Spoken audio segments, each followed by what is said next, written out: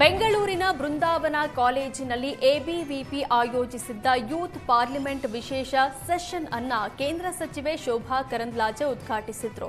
ಇದೇ ವೇಳೆ ವಿದ್ಯಾರ್ಥಿ ನಾಯಕರು ರಾಜಕೀಯಕ್ಕೆ ಬರಬೇಕು ಅಂತ ಕರೆ ನೀಡಿದ್ರು. ಇನ್ನು ನಗರದ ಬೇರೆ ಬೇರೆ ಕಾಲೇಜಿನಿಂದ ವಿದ್ಯಾರ್ಥಿಗಳು ಭಾಗವಹಿಸಿ ಅಣಕು ಸೆಷನ್ ನಡೆಸಿದ್ರು. ಸುಮಾರು 3 ಗಂಟೆಗಳ ಕಾಲ ನಡೆದ ಈ ಯೂತ್ ಪಾರ್ಲಿಮೆಂಟ್ ಅತ್ಯಂತ ಸೊಗಸಾಗಿ ಮೂಡಿಬಂತು. ಯೂತ್ ಪಾರ್ಲಿಮೆಂಟ್ನ ಆಯ್ಕೆಗಾರರಾಗಿ ಏಷ್ಯಾನೆಟ್ ಸುವರ್ಣ ನ್ಯೂಸ್ ರಾಜಕೀಯ ವರದಿಗಾರ ರವಿ ಶಿವರಾಮ್ ಹಾಗೂ ಲಾ ಪ್ರಾಧ್ಯಾಪಕಿ ನಿರ್ಮಲಾ ಹೆಗಡೆ ಭಾಗವಹಿಸಿದ್ರು. ಕಾಲೇಜಿನಿಂದಲೇ ನಾಯಕರು ಹೊರಹೊಮ್ಮಬೇಕು ಅಂತ ರವಿ ಶಿವರಾಮ್ ಅಭಿಪ್ರಾಯಪಟ್ಟರು. ಎಬಿವಿಪಿ ಬೆಂಗಳೂರು ವಿಭಾಗದ ಮಣಿಕಂಠ ಅವರ ನೇತೃತ್ವದಲ್ಲಿ ಕಾರ್ಯಕ್ರಮ ನೆರವೇರಿತು. ಕೊರಗಜ್ಜ ದೈವದ ಕೋಲಾ ಸೇವೆಯಲ್ಲಿ ಡಿಂಪಲ್ ಕ್ವೀನ್ ರಚಿತಾ ರಾಮ್ ಭಾಗಿಯಾಗಿದ್ದಾರೆ. ದಕ್ಷಿಣ ಕನ್ನಡ ಜಿಲ್ಲೆಯ ಬಂಟ್ವಾಳ ತಾಲೂಕಿನ ಬೆಂಜನ ಪದವು ಕೊರಗಜ್ಜ ಸನ್ನಿಧಿಗೆ ರಚಿತಾ ರಾಮ್ ಕುಟುಂಬ ಸಮೇತ ಭೇಟಿ ನೀಡಿದ್ರು. ಈ ವೇಳೆ ತುಳುನಾಡಿನ ಕಾರಣಿಕ ದೈವ ಸ್ವಾಮಿ ಕೊರಗಜ್ಜನ ಕೋಲಾ ಸೇವೆಯಲ್ಲೂ ಸಹ ಭಾಗಿಯಾಗಿದ್ರು. ಧ್ರುವ ಸರ್ಜಾ ಜೊತೆ ಕ್ರಿಮಿನಲ್ ಹಾಗೂ ಸತೀಶ್ ನೀನಾಸಂ ಜೊತೆ ಅಯೋಗ್ಯ 2 ಸಿನಿಮಾಗಳಲ್ಲಿ ರಚಿತಾ ರಾಮ್ ಅವರು ಬ್ಯುಸಿಯಾಗಿದ್ದಾರೆ. ಶೀಘ್ರದಲ್ಲೇ ಅವರ ಹೊಸ ಸಿನಿಮಾಗಳು ಘೋಷಣೆ ಆಗಲಿದೆ.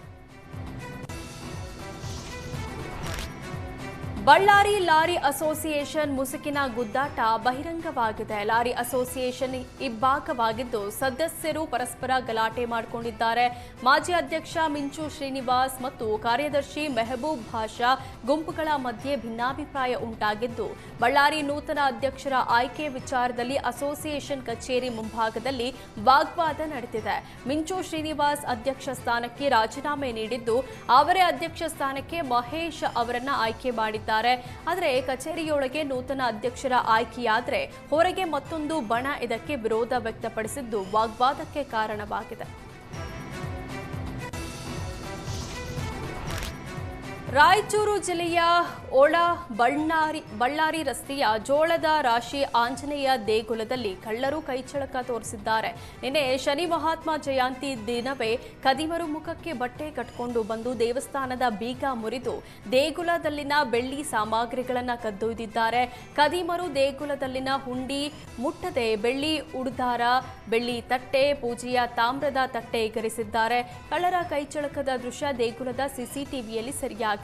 ಇನ್ನ ಮಾಹಿತಿ ತಿಳಿದು ಸ್ಥಳಕ್ಕೆ ಸಿಂಧನೂರು ಗ್ರಾಮೀಣ ಪೊಲೀಸರು ಭೇಟಿ ನೀಡಿ ಪರಿಶೀಲಿಸಿದ್ರು. ಈ ಸಂಬಂಧ ಸಿಂಧನೂರು ಗ್ರಾಮೀಣ ಪೊಲೀಸ್ ಠಾಣೆಯಲ್ಲಿ ಪ್ರಕರಣ ದಾಖಲಾಗಿದೆ.